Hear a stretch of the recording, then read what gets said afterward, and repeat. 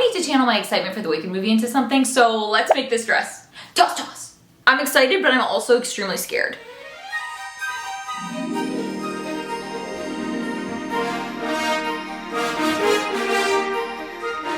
Hey guys, I'm Kenz and welcome back to my YouTube channel where I take you on the behind the scenes journey of my latest cosplay project. And today's video is my biggest, most beautiful, most bubbly cosplay ever. And that is Ariana Grande's Glinda dress from the new Wicked movie. I may be a little bit delusionally confident that I can make this dress, but you know, I'm just gonna focus on being excited about the end result and not worry about the whole middle part. So with all that said, let's get into it. Let's talk about fabric because I have a lot of it. All of the fabrics for this cosplay came from Mood in New York City on a variety of different trips that I've been taking, collecting the perfect fabrics throughout the whole entire year. Before we get into the supplies, we need to take a very close look at all of these reference pictures that I have been staring at for like a year and definitely way too much in the last 4 months. So here's what we're going for.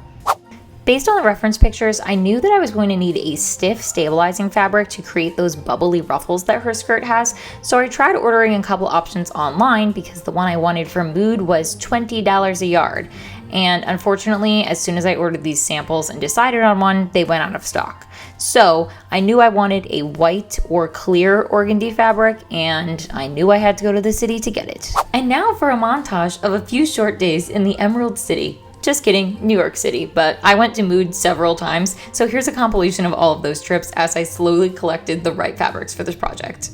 Okay, so this is the fabric that I came for. $20 is not terrible considering the cost of everything else for shipping online, and it's sparkly, which is very fun. And after walking around for 2 hours debating if I was going to spend this much money on fabric, I just decided that I had to. There was no other option. So if you can order it online, I recommend. I had a hard time finding a fabric that was both sheer enough and the exact right color, and stumbled upon these two, which were honestly pretty cost effective, and they looked amazing and created the perfect color when combined together. Okay, that looks good. We're gonna get this, and I'll probably get some more of this. Okay, so immediately this one's catching my eye for the base, but I don't know if these are too like saturated. But they have just absolutely everything here. But I have decided that I'm gonna get the 20 yards of the organdy for $20 a yard, just because I know the way it's gonna drape. We did some draping tests and I think it looks pretty good. I'm not getting any beaded fabric because, oh my God, it's like $300 a yard. And many dollars later, I headed home with my haul. The base layer doesn't even fit in the frame. This is a gigantic roll of organdy. It is a basically plastic crinoline type fabric and it's very stiff. I do wish it was thicker than it is, and I do wish it cost less than it did, which was $400. But it needs to be strong to support the two fabrics going on top and still be able to have the ruffle effect that Ariana's dress has. The middle layer is this pink organza fabric and it is like a satin shiny finish on top. I would say it's bubblegum pink. So obviously this is a little bit too pink and a little bit too shiny for the matte effect that hers has. So I have this fabric, which I'm calling ham color. And once we layer these two together, we get a really nice muted pink color, which I think is gonna be perfect for her dress. 20 yards of this, 20 yards of this, and 20 yards of this. I'm trying to make my life a little bit easier, so I found this beaded fabric, which just has very light pink and silver beads on it. This does not have nearly enough beads. So the plan is to put this as layer 4 on top of the ham fabric and then bead directly on that. So I have amassed this collection of beads. There's just a lot of options here. And this appears to be like barely any at all, but I'm gonna need a lot more of these iridescent flat sequins because this is a different size than this, but this should be enough hopefully. So each layer of the skirt is going to be a circle and it's going to have a swirl of these sequins along it. Okay, and then she obviously, it's the bubble dress, so she has bubbles all over the dress. And I have 1, 2, 3, 4, 5, 6, 7, 8, 9, 10, 11. I feel another down there. 12, 13. And I have 13 rolls of heat transfer vinyl. That's the, ow. So until further notice, I'm going to be lying amongst my supplies because collecting cosplay supplies is like a hobby in itself. And these were really expensive, so I'm quite nervous to cut into them. Somehow I have to turn all of this into a beautiful bubble dress. Wish me luck. The hardest part of starting a cosplay is actually starting it, like reverse engineering from the reference pictures what sort of pattern I'm gonna go with. And then from there, it's not smooth sailing, but it's a lot smoother than figuring out, okay, where does the fold in the fabric go? And I've come up with some shapes that I wanna use for the different pieces. I'm gonna make the top and bottom separates, and then I've figured out finally how the ruffle is going to work. I'm gonna make a bunch of circles, fold them in this specific pattern, and then just make a bunch of these little petals, and imagine that, but giant, 10 times around my waist. I'm feeling strong and confident, and I can do this. Let's just get to work. Alright, to get started here, since there are no existing patterns for this dress, it's totally a custom piece, I'm going to rely heavily on draping on my mannequin, and I don't know how you would do this without a mannequin, so I highly recommend an adjustable mannequin that you can fit to your measurements, and then drape on there to get the start of your pattern. Based on my analysis and deconstruction of what I think the dress is made of, just by tracing pictures on my iPad, I've come up with 5 different pieces I'm going for, and I'm doing them one at a time. I'm calling these pieces different petals as well as the skirt pieces petals because it's almost like a flower and a rose, the way that things are intertwined and folded within each other, and I think it's really beautiful. I think we have the top pattern in place. One piece here that goes around to the front, one piece under here, one piece here, one piece here, and an extra piece on the back here. This just consumed so much of my brain energy to figure this out, but I think it's gonna work. And now that we've got the pattern down, we need something that's actually going to hold this up structurally. I've decided I need to make an under corset, so that is something that I have to do first, which is annoying. The corset under sort of felt like a side quest because I know I could have bought one, but I wanted it to be perfectly fit to my body and perfectly fit to the neckline.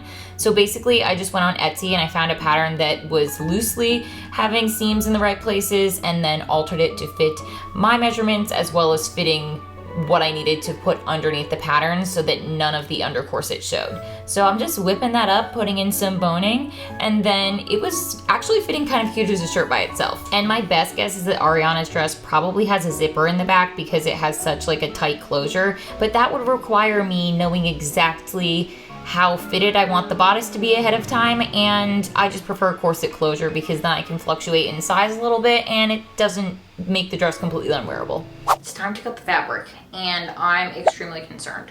But I think I just have to do it because I made the pattern and that's the next step is to cut things. We're entering into a snipping montage, so let's go. Transition. I'm worried, okay, I am worried though because my other 2 fabrics are 60 inches and this fabric is not 60 inches. What's the width on this? Because that is not gonna make a circle. About 45 inches. So I need to add another 15 to it.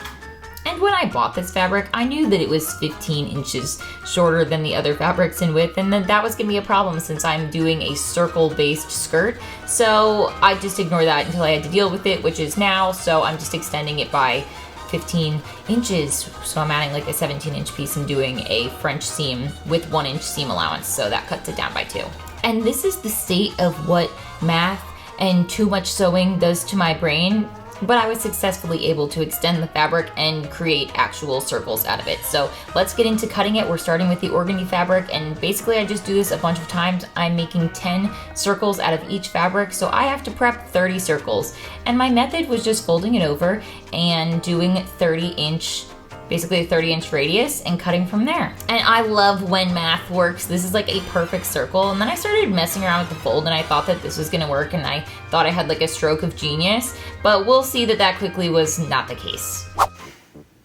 My brain is broken again. No matter how I fold this thing, okay, so let's say this is my top fabric and you can see that I drew some squiggles on here to see. When I do that one fold method, we have top fabric, top fabric, top fabric, but you can see under here, like this is the stability part. So that's gonna be white plastic. If I fold it the other way, This is even worse because it's top fabric, under fabric.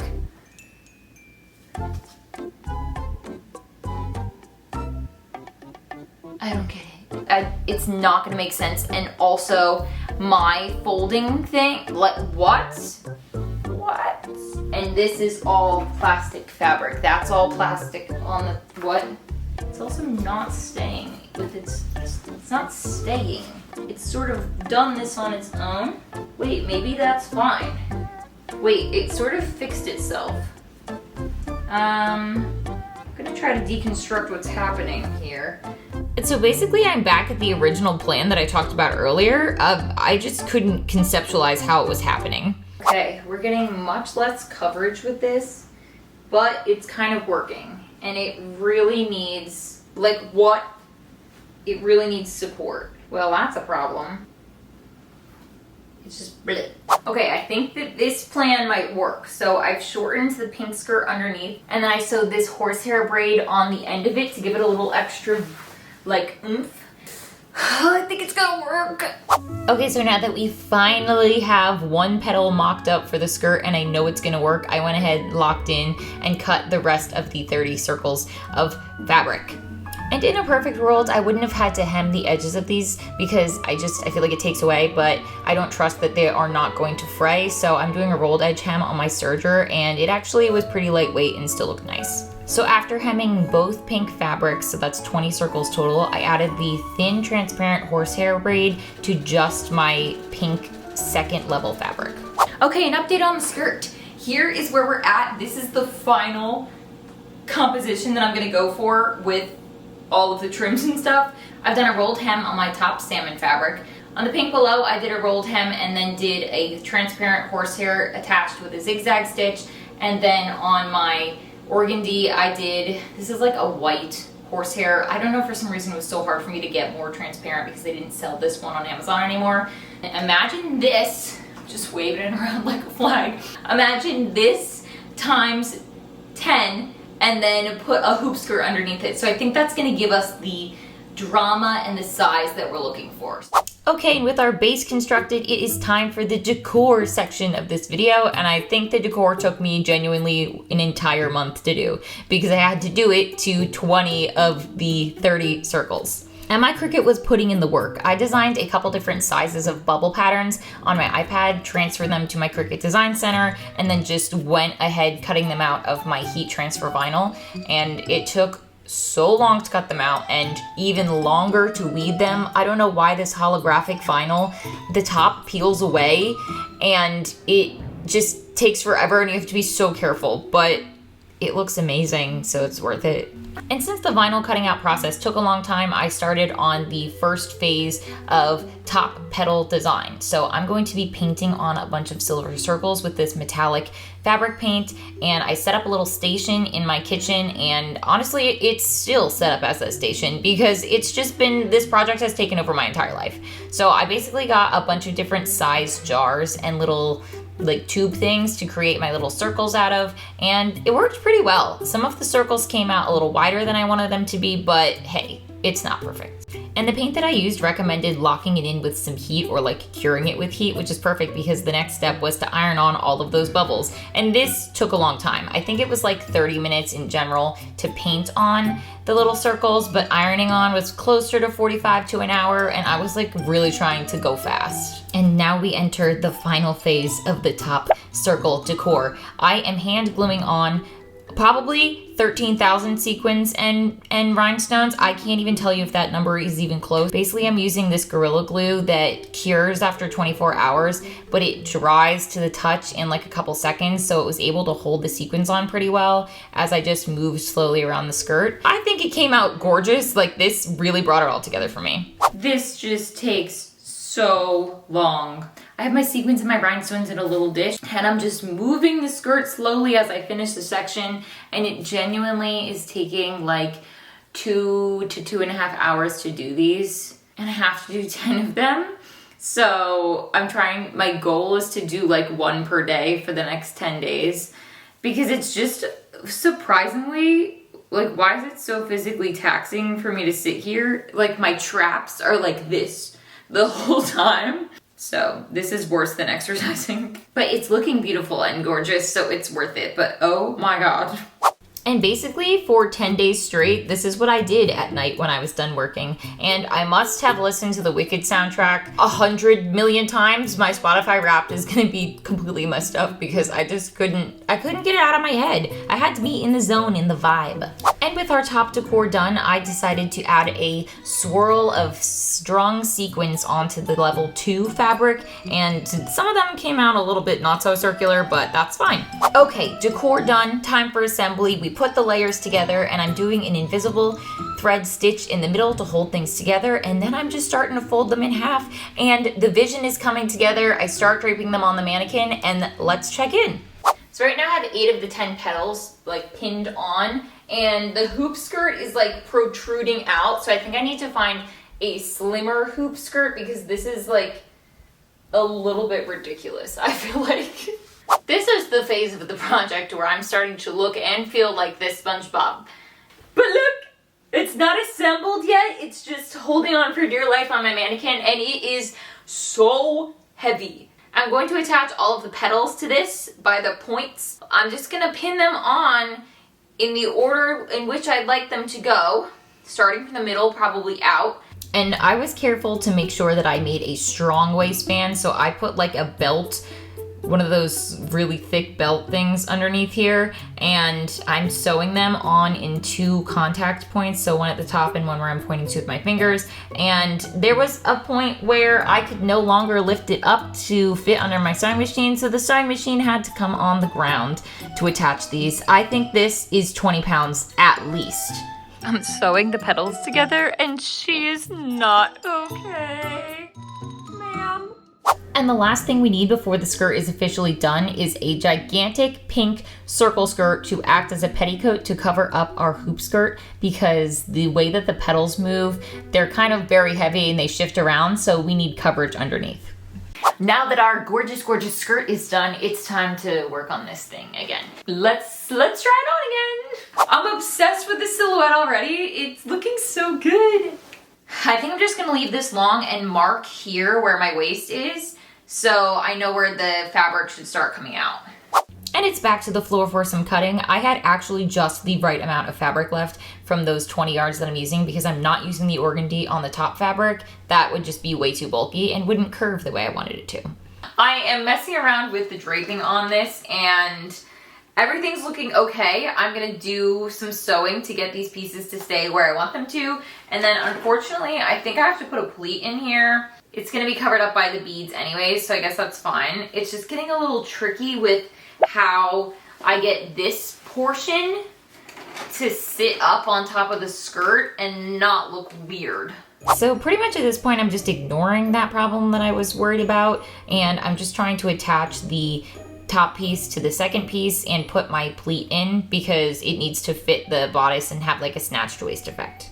And as I'm doing this, I'm getting more and more worried and suspicious, and guess what? I didn't have enough of the top fabric left to make a new cut. We've reached the last resort. What? We've reached the last resort. We have reached the last resort? Yeah. Have you tried anything else? Mm-mm. What? No. This is so hard. It's so hard. I would love to be doing anything except for this part. But that one piece aside, everything else is working out. So I'm just going ahead and I'm attaching a transparent horsehair to the top of only those folded pieces in the front.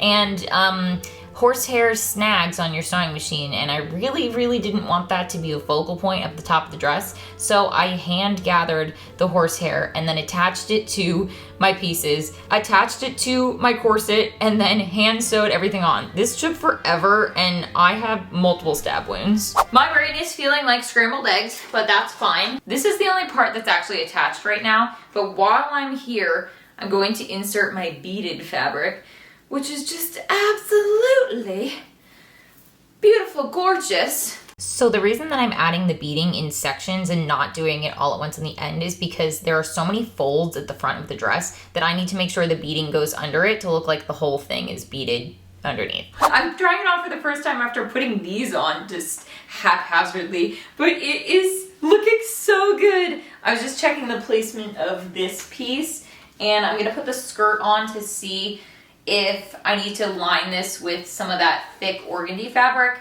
because I'm suspicious that it's really see-through, but we'll see what that looks like with the skirt on. A calm, gentle rotation. This is sticking out much more than I anticipated it would. It's so hard. I don't like how that's hanging down, so no.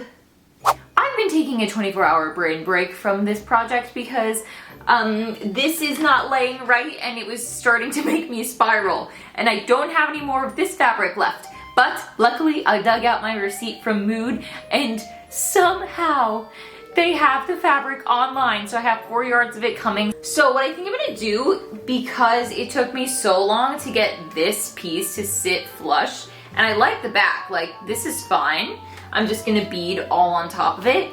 I think what I'm gonna do is just top that off. This is the hardest thing I've ever made. And a few business days later, in a much needed break, I was able to redraft the pattern and figure out how I wanted to do my next cut. And I got 4 yards so that in case something went wrong, I would not be limited by how much fabric I had. And look at me, big brain moment, putting the skirt underneath so that I could make sure the piece I draped fell correctly over top of the big skirt. And with those new pieces cut and hemmed, I very carefully attached them to the bodice and hand sewed them down to make sure that it was going to be okay. And from there we were back to our regularly scheduled programming of attaching my beaded fabric to the outside of the bodice. And I'm just gonna cover up that little seam that I made where I cut off the original bottom and added the new bottom with beads. So it ended up being fine. And drum roll please! It is time for our embellishment beading on top, and this is the army of different color, size, shape beads that I have collected to attach to the top of this bodice. And with that, we lock in for the most beading I have ever done for a project. I cannot imagine what it would be like if I didn't start with a base beaded fabric. It would have taken me months. And those 2 little flounces on the front of the bodice need the skirt treatment as well. So I am not doing the paint on these because I was running out of time, but I ironed on my vinyl bubbles and now I'm just gluing down all of those sequins and rhinestones. I'm sort of at the point where I have to clean up because there's just not room for me to keep working anymore because I've expanded to the kitchen, I've expanded to the kitchen table. Don't even look at it. And my craft room looks like this. And so I need to lock in and listen to Coconut Mall for like 30 minutes and just clean it before I can come back to you with an actual update because I'm going insane. Also, my finger's infected because of stab wounds due to the beading, but we're not going to talk about it. I've been doing all of the beading with one less finger.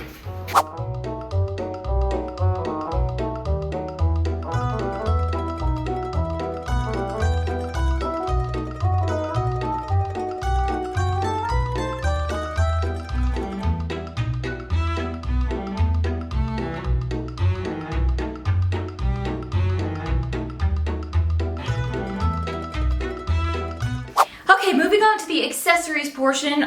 I have started making the wand using my Dremel and these Christmas ornaments and swizzle sticks. So these are those sticks that you stir drinks with or make a cake pop on. I gotta find goggles and a face mask because I'm about to drill a ton of holes in here. Okay, so basically I just spent so much time painstakingly drilling a ton of holes into these Christmas ornaments, and trypophobia warning because all the holes were freaking me out. I don't know how I managed to do this, but and then so basically I just put all the swizzle sticks in those holes and it was way too many holes, and this whole wand is cursed and terrible and I don't even want to look at it or talk about it, guys. So let's move on to the crown and we'll fix this later. Okay, moving on to the crown, and our supplies include a bunch of O-rings and a big ring that is going to fit around my head. And so to figure out how exactly I wanted these to be laid out, I used a pattern that was designed by my friend Glinda, and it was an awesome jumping off point for me to figure out how exactly all of these circles are supposed to be oriented. And I am using aluminum wire, really thin. I want to say it's like a 20 gauge, and just wrapping it around. It took me so many hours and my fingers were raw after, but it turned out pretty good. We bent this, and by we, I mean my boyfriend bent this oval to be hopefully okay. Yeah, so I've made everything slightly left. So I'm gonna try to just Hulk squeeze this. Oh yeah. If you're wondering if Pilates is making me ripped, it is. And here is our finished crown before I add all of the embellishments. It's looking, don't focus on my face. It's looking like kind of so good. It's very heavy. Here's how it sits on my head. It's a little bit more like coming in than I want. I wish it would splay out a little bit more. It was really important to me for this to be metal, and I'm gonna start embellishing it. Let's bedazzle. I couldn't figure out how I was going to do the little starbursts along the crown, but it dawned on me that I could get some earrings and deconstruct them. So I went ahead and started adding those to the crown just with some of the leftover wire that I had, and they're not perfect, they're all the same size, but it gets the point across. So then after that, I'm just using my same super glue that I used for the sequins on the skirt because it was holding really well, and just went to town bedazzling and besparkling it. All right, we need an accessories status check. We'll start with the wands because they're really heavy. Okay, so I started making this wand, and obviously I was gonna cut down the little spikies, but the holes that you can still see in the ball are making me really trypophobia. It's like freaking me out. So I also don't think I like the sparkly on the swizzle sticks.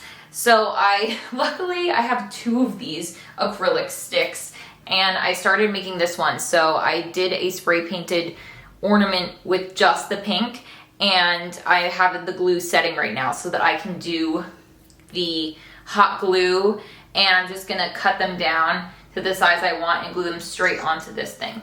So I think I'm gonna do that. This project has been going on for forever. I started it in August and it's now October. I'm rapidly losing my mind, but whatever. Anyways, let's talk about the crown. This is the one that I made, and then I bought the Noble Collection one as soon as it came out. This is obviously youth size, but it's still pretty similar in size to the one I made. They both hurt my head in different ways, but here's a size comparison. All that said, I'm pretty happy with how mine came out. I like that it's big. I like that it's metal. I like that it has rhinestones on it. And I like that I made it. So it's cute. That wraps up the accessories check-in. I'm gonna finish the wand, and then after we finish the wand, we're basically ready to go. So I am doing a method that I saw my friend Polaris Designs, Lauren, do for her wand build. So basically I'm just using this really thick Gorilla hot glue and cutting down swizzle sticks to the right end. And this time I am doing the ball side out because I like that it looks like a little bubble at the end. So just gluing that down, and then I'm going back in with rhinestones, and it's actually coming out so cute. I love this one so much better, and happy that I redid it because the other one still freaks me out, but that's fine. I think we might be ready for like the reveal after this because I'm pretty much done with the dress. Okay, maybe the reveal is now.